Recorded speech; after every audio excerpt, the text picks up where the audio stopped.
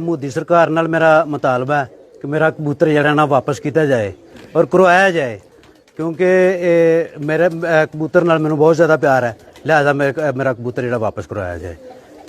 और दूसरे नंबर ते अपनी गौरमेंट का मुतालबा कि 24 घंटे के या 48 घंटे के अंदर अंदर मेरा कबूतर वापस करवाया जाए।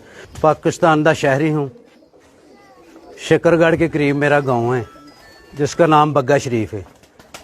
ईद के दिन मैंने कबूतर उड़ाए ने, उसकी वीडियो मुझे मेरे पास है, लिहाजा जड़ा कबूतर सरहद तो पार चला गया उसदे नाल मेरा बहुत ज़्यादा प्यार है।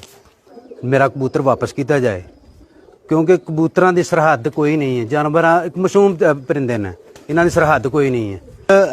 जड़ा छल्ला पाया मैं कबूतर दे, इनू कह रही है कि ये पता नहीं की कोड है, लेकिन ये मेरा मोबाइल नंबर है। सारे कबूतरां दे मैं पाया, एक दे नहीं पाया, सारियां दे पाया।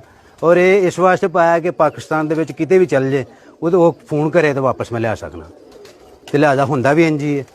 और ये अगे मीडिया अगे, इंडिया मीडिया अगे गुजारिश है कि मेरा कबूतर जरा वापस किया जाए। लिहाजा मैं अपने पिंड दे विच एहतजाज कर रहा, लेकिन नहीं कि मेरी गल मन्नी ना सुनी गई तो जाके बार्डर ते भी एहतजाज किया जाए।